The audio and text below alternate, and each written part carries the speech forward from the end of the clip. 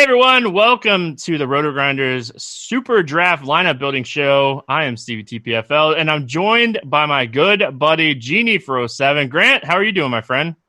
I'm doing all right.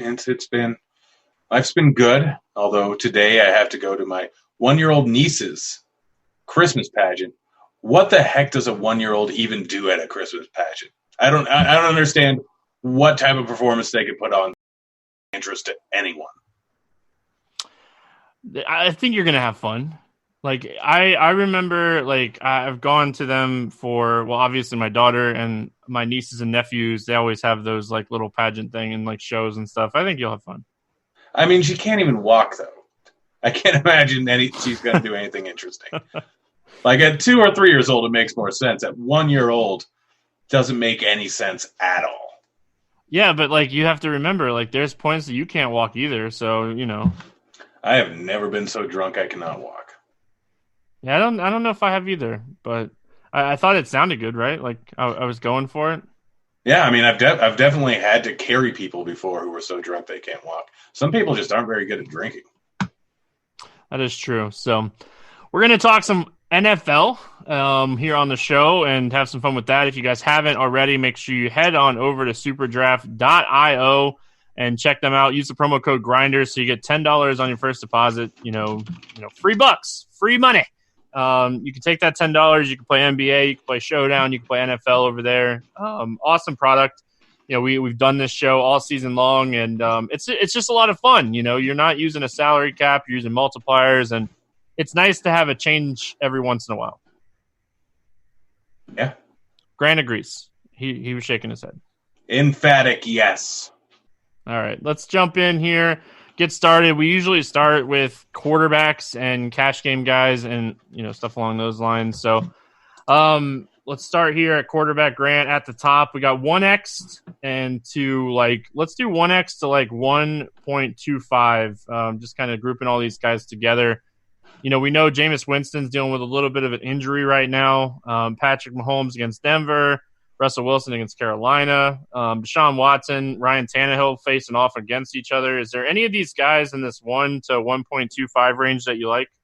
Almost no one, especially not for cash. I mean, Tannehill's probably the first guy I'd look at. Maybe Watson there in the highest total game, but crossing off Winston entirely. He's injured. It is a good matchup, but outside of last week and one other week in the season, doesn't show a whole lot of upside. So at 1x, it's just completely worthless there.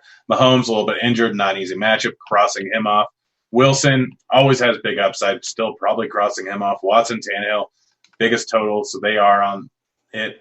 Garoppolo, normally not upside. Dak, not a bad spot, but the Rams' defense has been good lately. And Rodgers, tough matchup. So, no, I don't want anyone here. There's a lot of good multipliers on the slate and a lot of good guy or decent quarterbacks in good spots. So, I've got nothing here.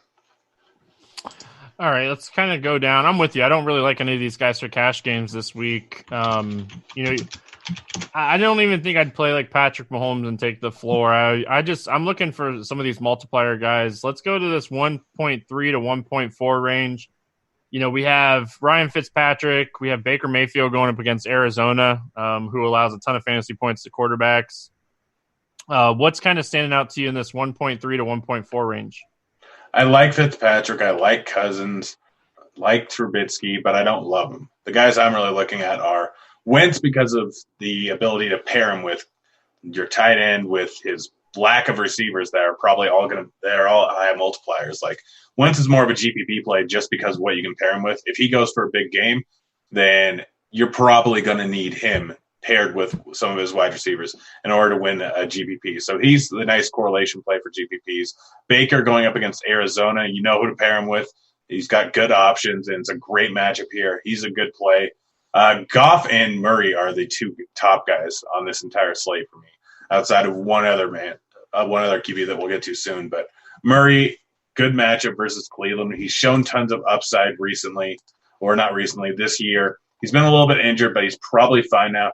Tough matchup versus Pittsburgh, tough matchup versus Los Angeles, tough matchup versus San Fran. Prior to that, he was doing very well in a lot of different matchups.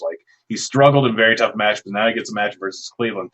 That's not too bad. And at this time of the year, it's more important to look at weather than anything. He's playing in a dome. So he's in a great spot here going up against a team that struggled a bit on the road this season and is a team that can still give up a decent amount of fantasy points. And then Jared Goff, we know exactly what he is, a guy that will be complete trash anytime he faces a good defense and will just absolutely go off against a bad defense. Dallas is mediocre in terms of pass defense. I know they have decent numbers. We look here, it says 7th in opposing fantasy points. That's almost entirely because of the first 3 matchups where he went against the Dolphins, the Jets, and someone else that was just the worst 3 teams in the league. They had a great start at the beginning of the season, and then they've fallen off a cliff against good teams. So Goff at a 1.35x multiplier is a fantastic play. So is Kyler Murray. Yeah, I like Kyler Murray. I like Baker Mayfield. I don't mind Ryan Fitzpatrick. Kind of going down here. It doesn't sound like Daniel Jones is going to play, which could make Eli really interesting at 1.55. I'm interested to hear your thoughts on that. And then, the guy that's been kind of, a breath of fresh air is Drew Lock.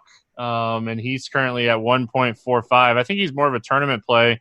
But he threw for 300 yards and 3 touchdowns against Houston last week and, ran for 15 yards again. So interested to get your thoughts on Locke, Eli Manning, and really anybody else in this range, maybe the mustache going up against Oakland.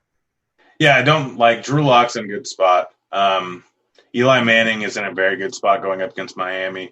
Minshew in a good spot going up against Oakland. I like all 3 of them. But my favorite guy in this range is David Blow.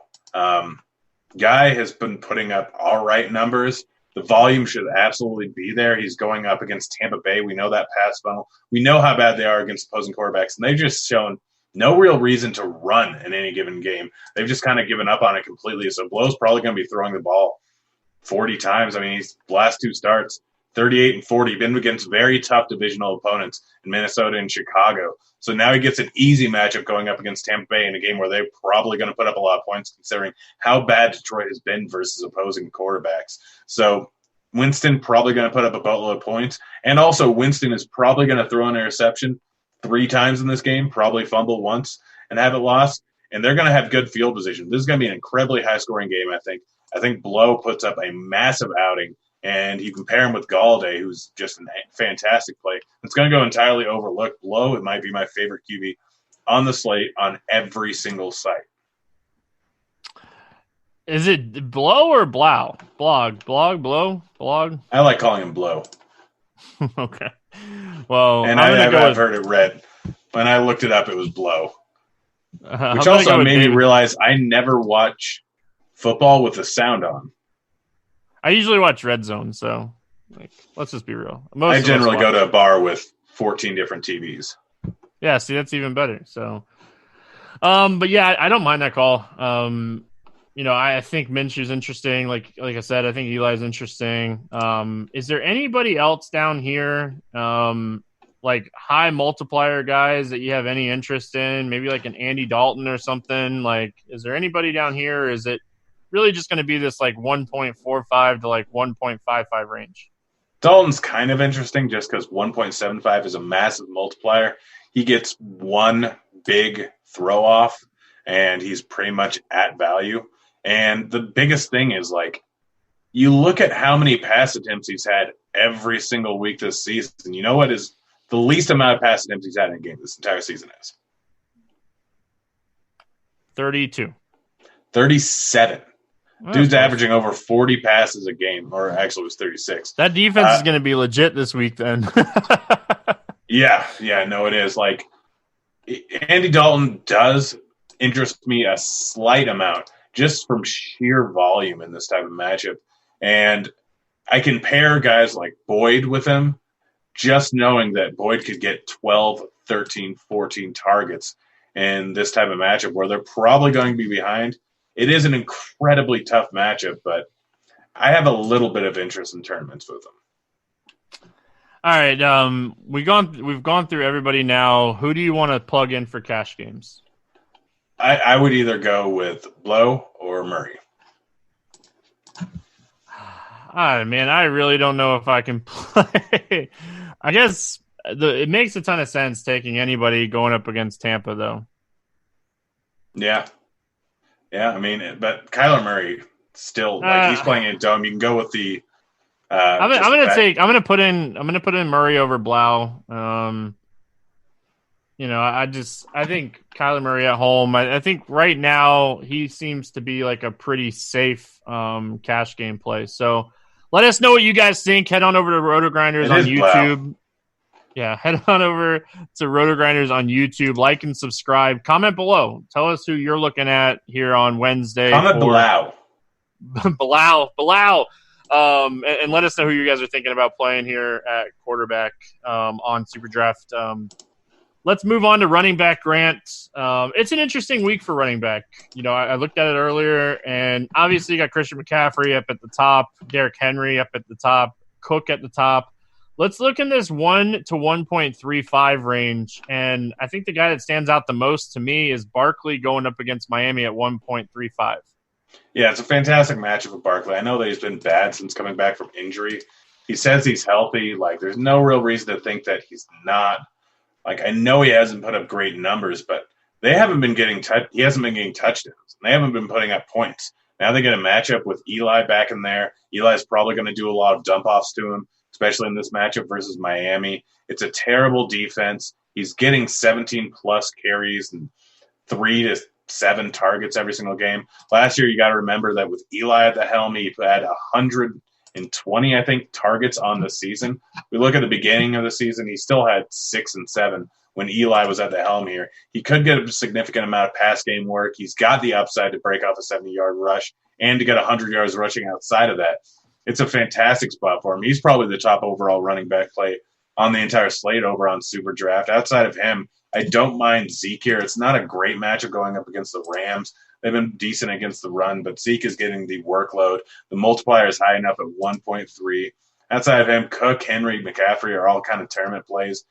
Henry's multiplier has just gone down so much. He is getting up 25 to 30 points on a weekly basis, but at 1.1 multiplier, I'd just rather go with McCaffrey at a 1 multiplier. Yeah, I'm with you on that one. I don't think either one of them have amazing matchups. I think I'd rather take like Dalvin Cook at like 1.25 in this format, but I'm throwing Barkley in there in cash. Like I have a hard time not playing Saquon in cash this week. Let's kind of move down a little bit here. We got Fournette at 1.4 going up against Oakland. Eckler, who's been really good or really bad. Carson at 1.45 going up against Carolina, who's really struggled against the run. What in this like 1.4 to 1.5 range is kind of standing out to you? I mean, Uncle Lenny sitting there at 1.4x multiplier. Like, Fournette is getting so much work every single week. He's game script proof because if they're going from behind, then they're dumping the ball off to him over and over and over again. Foles did it. Minshew did it to an extent, and they'll continue to do it. So he's kind of game script proof. Offers a nice floor. I think that he's one of the better cash game options. Chubb up against Arizona, not a bad play. I like it quite a bit. Carson going up against the Carolina defense has been one of the worst in the entire league against the run. We know Pete Carroll just wants to hammer the ball. Penny's out for the rest of the season. Carson is a fantastic play here. He's very cash game viable. He might be the second best cash game play outside of Barkley, but he's absolutely up there, going to be heavily owned in tournaments, or I'm going to have heavy ownership in him in tournaments. Outside of them, Melvin Gordon, Aaron Jones always offer some upside. It's not an easy matchup for Gordon, but he is getting a significant workload. The only reason they didn't crush last week is because they got a touchdown snake from him, and they were blowing the Jags out. So I think that he's still a fantastic play here. Outside of them, we didn't really mention Josh Jacobs, but it looks like he's going to play now this weekend. Jacksonville is one of the worst teams in the league versus a running back. So Jacobs absolutely in play. Like this 1.35 to 1.45 range is where you're going to want to find most of your running backs this week. Yeah, Jacobs would be interesting. If he sits, Washington would be interesting, who played 65% of the snaps last week. So just going to have to kind of monitor that situation. Scrolling down here, I think Kenyon Drake is interesting for tournaments. I think James White is interesting for tournaments. I'm kind of with you. I feel like Carson's probably your other cash game running back, but let's talk some tournaments down here. You have some really interesting options, and like if Jacobs doesn't play, Washington at 1.75 would probably be a guy that you consider in cash games. Yeah, absolutely. You can play Washington. if Jacobs is out, but I'm under the assumption that he's going to play right now, so I'm kind of crossing him off.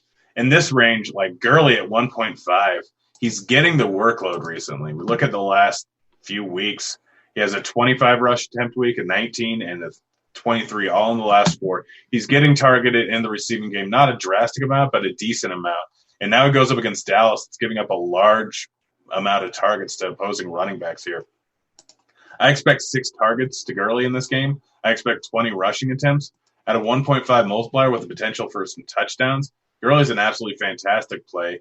And then Morstead, or Mustard, he's a guy that has been fantastic recently. Shanahan wants to run a whole bunch of different guys, but he actually just came out and said today, like, hey, he's kind of forcing on a hand. We have to give him more work. They're going to be running a boatload up against this Atlanta team.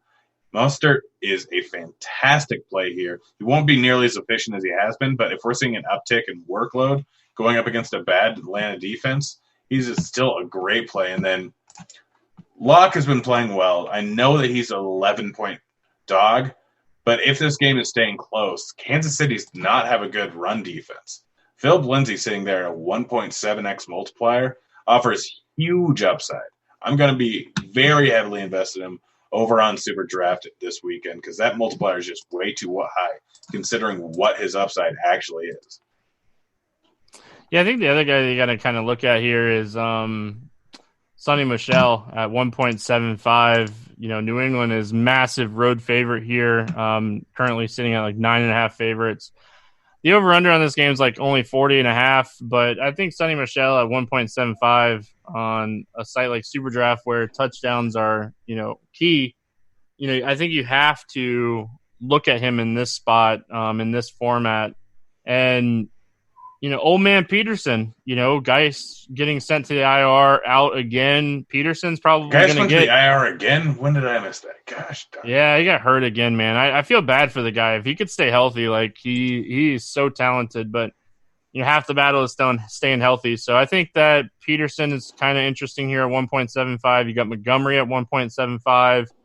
You know, we'll have to see what happens with the situation in Kansas City because some of those guys have massive multipliers. So I think there are some guys down here that you're potentially looking at in tournaments, but it's really just going to depend on, you know, how you want to approach your tournament builds. We had a question on YouTube, and feel free if you guys have any questions, we'll try to answer them as we're going here. But we had a question on YouTube. How do you determine value on this format? I know how I do, Grant. I will run projections like it's a normal site, like a FanDuel type scoring, and add the points for, you know, the bonuses that you get, and then add, you know, do the multipliers and kind of just get an idea of what I'm looking at each position to try to determine which type of value I'm looking at. Yeah. Pretty much like in order to determine value, you take the projection, and I'm generally looking for 30.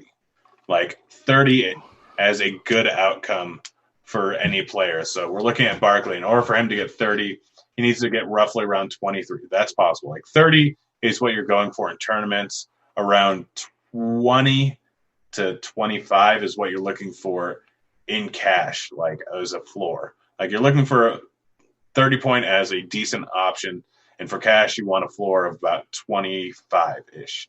So looking at these guys like Barkley, probably going to end up with around 18 points at a 1.3 multiplier, getting close to around that 25-point floor. Same thing with Uncle Lenny. Same thing with what's his name? Why can't I remember his name? Chris Carson. And then for quarterback, you want around 30 as the projection. So that's kind of where I look at for value. And wide receiver, looking for around 20 to 25 for cash as a floor. Yep, I like that. All right, let's plug in our other running back here. Do we kind of agree that like it's Carson here at 1.45? Yeah, it's either him or Fournette, but Carson probably the more likely candidate or the higher floor guy. You can even play Fournette in the flex if you want to get all three of those guys. But let's go to wide receiver. You know, DeAndre Hopkins, Tyreek Hill, Galladay. All here at the top. You know, Chris Godwin with no Mike Evans. Is there any of these guys in this 1 to 1.2 range that you like? I do like Galladay. I do like Godwin. We all know that Mike Evans is out. So that Godwin's probably going to see an uptick in usage in this offense. I would guess. I know that Mike Evans gets a large volume, and it may just get dispersed to a lot of the other guys, or it may give an uptick to Godwin. Maybe they try and plan on shutting him down. I don't know, but as of right now, Godwin is the one in this range that shows the most upside because we've seen him so many times get 30 points without a multiplier, so he can absolutely get 40 points with this multiplier here, even though it's pretty low. Galladay, another guy with massive upside. Marvin Jones is out, so Galladay could be in the 10-12 target range. I know that he's been around 9 for most weeks this season in decent matchups, and now he's getting a good matchup versus Tampa Bay, where Blau is probably going to throw the ball 40, 45 times. So 10-plus targets is an entirely reasonable expectation for Galladay. I think they're both more tournament plays, but Godwin might actually be in consideration for cash. Yeah, I could see that. I guess I should have said Evans is doubtful. Like he's not officially ruled out yet. So. Oh no, they said he's done for season. Okay, I thought that, and then I just saw on SuperDraft that it was doubtful, but just wanted to make sure that was clear. It just came out like an hour ago, I think. Yeah. Kind of scrolling down a little bit, 1.25 range to 1.3. We have DJ Moore here. We have Devontae Adams, even in a tough matchup. Devontae Adams is always in play at 1.25. You got Diggs, you got Woods. What are you looking at in this range? I mean, this range is not anyone that has a massive amount of value. I do like Devontae Adams. I do actually like OBJ sitting there at 1.3x multiplier. I know he's been bad this season. Still dealing with a sports hernia, but he's a guy that can crush in any given matchup here. He's going up against Arizona and their terrible pass defense. So I'm looking at both those guys. I'm looking at Moore a little bit. I'm looking at Parker a bit if he ends up playing, but no one overtly stands out to me. I mean, maybe Julio with Ridley going on the IR. I know it's a very tough matchup versus San Francisco, but for cash, none of these guys really stand out too much. Yeah, like Parker was practicing today. I saw that. Like it was non-contact, but he's starting to get practice in, so he could easily play. If he sits, man, we can talk about Allen Hurns and Isaiah Ford, assuming that Albert Wilson would miss the game too. So both of those guys dealing with concussions. Both of those guys were at Wednesday's practice in non-contact drills. So don't mind Odell Beckham. Don't mind Landry too. We kind of went over him at 1.2. He's in play as well. Kind of scrolling down here, we got Cooper Kupp at 1.35 going up against Dallas. We don't know if DJ Chark is going to play yet. You have AJ Brown coming off of a big game. Is there anybody in this like 1.3 to 1.45 range that you like? Love Sutton going up against KC. I already said it. Locke's probably going to have to throw more. Sutton's an absolute stud. He's going to see a large volume of passes here. Sutton sitting at 1.4x is a fantastic play. Keenan Allen, not an easy matchup going up against Minnesota, but not a terrible one. He's been seeing consistently over 10 points every single week. Look at his targets. He's had a few 10-plus target weeks in the last 4 weeks. Had tough matchup versus Denver, where I was obviously blowing out Jacksonville. But before that, 12 targets, 11 targets. He's a guy that absolutely has massive upside. Michael Gallup. If we're expecting Ramsey to shadow Cooper, Gallup's in for a massive game, like an absolutely massive game. We've seen him out of him before the season. Multiple 20-point games so far this season. Has the ability to go for 2 touchdowns, 100 yards, which you get the 100-yard bonus on SuperDraft, and it's an extra 2 points, which of this multiplier is basically 3. Absolutely love him, and those are the guys I'm looking at in kind of this range until we get up a little bit higher. Yeah, I don't mind Manny Sanders either going up against Atlanta. We know we saw last week that San Francisco can throw, and they can have big games that way.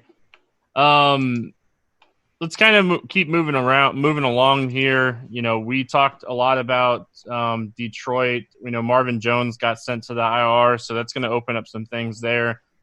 Is there anybody in this like 1.6 range that you wanted to talk about? Maybe like Slayton going up against Miami. If you're not playing Barkley, maybe if you're playing Eli, maybe you can play all of them. McLaurin going up against Philly. The only problem with him is like they just don't seem like they want to throw the ball in Washington right now. Well, they don't want what's his name? Why am I blanking on his name? Haskins to throw the ball at all. It's just, man, they're just not throwing it all. But I think we are going to agree on some of the value plays once we get like in this next tier of like 1.7 and stuff too, because there are some really good high multiplier tournament options this week. Yeah, in the 1.6 range, I like Kirk. quite a bit here going up against Cleveland. We've seen his upside before. And again, he's had tough matchups recently. Los Angeles, Pittsburgh, San Francisco. 3 of the toughest matchups you can have. Last time he had a good matchup was Tampa Bay. He went off at 36. Before that, the last game he played was San Francisco, obviously did terrible. So it's kind of just a spot where he's been horrible versus bad teams because the offense has been horrible. And now he gets a decent matchup here going up against Cleveland. So I really like Kirk. Mike Williams finally got a touchdown last week, and I played a bunch of them. Did great, but 13 and 16 points last 2 weeks at a 1.6 multiplier. Really like him. And then Hearns, if Parker is out, Hearns is the last man standing against a bad Giants defense. Has some big upside. They already paid him. They already like him. He's going to be entrenched in this offense, so why would they not give him the ball? Let's kind of scroll down a little bit, Grant. We talked about if Parker and Wilson sit, you got Hearns at 1.7. Perryman, is he a guy that is potentially on your radar here with Evans out at 1.75? Yeah, the other guys I'm looking at are mostly because of injuries. So we got Perriman in there, 1.75. He's been involved in this offense off and on for the last few weeks. He's got 10-plus points the last 2. Without Evans there, I'm expecting him to kind of jump into that role a little bit and get a decent volume here. Isaiah Ford, if Parker's out, he's one of 2 wide receivers on pretty much the entire Dolphins roster. Got 9 targets last week. We could see something similar this week. He's a guy that you can look at. Samuel's probably going to break out one of these days. I know that he hasn't been seeing the volume he saw earlier on in the season, but at 1.8x, he's a guy with some speed that can bust one off. Amendola, 1.8x multiplier. Without Marvin Jones in there, he could see more volume. No, he's not a guy that we generally look at for upside, but without Marvin Jones, that could change. Nelson Aguilar, if he plays and Jeffrey's out already for the rest of the season, Aguilar could be he's the only really real guy left. He's going to get massive volume. Gage, probably the number 2 guy in this offense. 1.8x multiplier for Atlanta, a team that can put up 300 yards versus anyone. Like, these guys are absolutely fantastic plays just because of the injuries that have happened on the team. All right, so I'm going to throw a couple names out here. I'm guessing they're all 2x multipliers. I'm going to start here with Ward from Philadelphia. He's a 2x guy. You just got done talking about that situation. He's 2x. He had 9 targets last week. If we get news that Nelson Aguilar does not play, it's going to be Ward and JJ Arcega-Whiteside, and they're both 2x, so you can take some shots there. The tight ends would be very interesting too. We talked about Perryman already. There was one more situation, and now I can't think of it. Detroit. Detroit against Tampa. We already talked about the matchup. You have Amendola at 1.8, and you have Lacy at 2x. And those are going to be the guys that are going to be healthy alongside of Galladay. With the tight end situation, Jesse James and Logan Thomas not really doing much. We look at last week, Galladay had 8 targets. Amendola had 8 targets. If you like the Detroit offense like we kind of do, it makes a ton of sense. And, before we move on and kind of plug some guys in here, did you know, Grant, this just came across for me, Drew Lock, his ex-girlfriend the parents own the Kansas City Chiefs. Did you know that? I did know that. I saw that earlier on the tweeter machine. Oh, man, just what we need. Is that ex-girlfriend, billion-dollar, have to prove something to her type of, revenge narrative? I mean, I have a whole new type of narrative. That's probably the reason why Elway drafted him, just because he could stick it to Kansas City twice a year. That's what I'm thinking, too. All right, let's play some wide receivers here in cash games. Give me a guy that you want to have in cash. Honestly, I'm looking at Keenan Allen. I think the volume will be there. It's not like cash wide receiver. I'm not terribly happy. If you don't want to go with him, I think Sutton, the volume will absolutely be there. He's a guy you could go with. Christian Kirk, I think the volume will be there. It's a good matchup. Really like all those guys. And if you don't want to go with them, you can just take the floor with Godwin. Yeah, so I have, so many. So wide receiver really determines on injuries this week, guys. We've really got to see how it all kinds of plays out here. as far as wide receivers go. But I'm going to throw Keenan Allen in there. I'm going to throw Kenny Golladay in there, even at 1.15x for cash games. And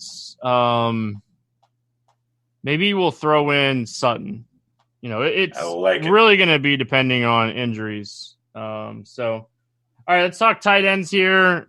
We got Kelsey at the top. You got Kittle at the top. Ertz. And then you go down a little bit to Ingram and Waller. Any of these guys really standing out to you? Yeah. I think there's a few guys that, tight end's always the weirdest one with multipliers. And as of right now, it looks like Waller might be the best play. I mean, I like Kittle, I like Ertz, I like Kelsey. But Waller gets the biggest multiplier there at 1.35x. Really like him. Really like Hunter Henry. Minnesota's a team that just funnels targets to opposing tight ends. And so Henry could be in for massive value there at a way too high multiplier. I'm probably looking at Henry or Waller over Kelsey or Kittle or Ertz. All right. I don't mind that one. Noah Fant, if he plays, we'll have to see if he plays. We got to see if Everett plays. Tournament, I don't mind Dallas Goedert in tournaments. I don't mind an OJ Howard in tournaments. I think those guys are kind of interesting here. Njoku didn't play a ton last week. I was kind of hoping that we would see more of him last week, but he gets a matchup here with Arizona. Is there anybody else that we're kind of missing here at tight end? No, you nailed it. It's in the upper end. Goddard, obviously going to be one of the main receiving options for Wentz with all the injuries. Noah Fant going up against a KC team that funnels targets to tight ends, and he's been fantastic and has a connection with Locke. Njoku against Arizona. We know exactly what that is. Those are the guys that – and then if Everett doesn't play, Higbee. Dallas funnels targets to tight ends too. Higbee has been getting massive volume. They're running with tight end way more. They're running a lot more sets with tight ends.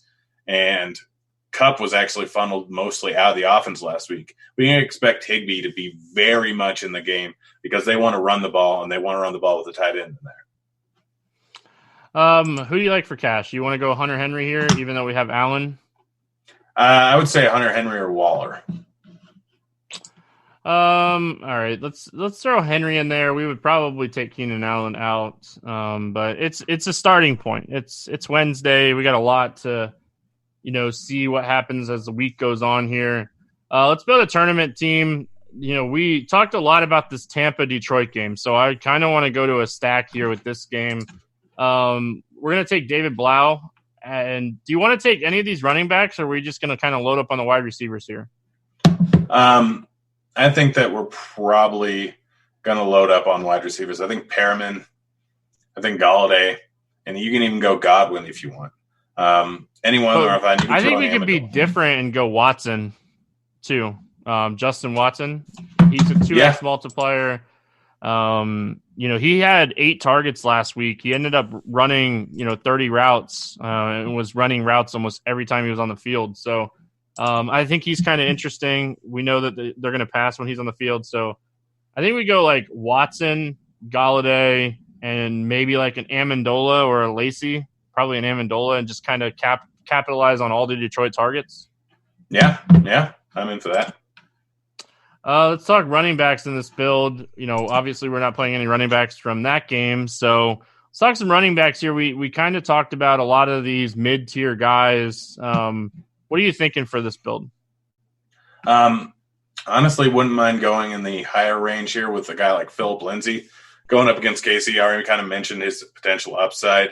If this game doesn't get out of hand here, 1.7 is a massive multiplier.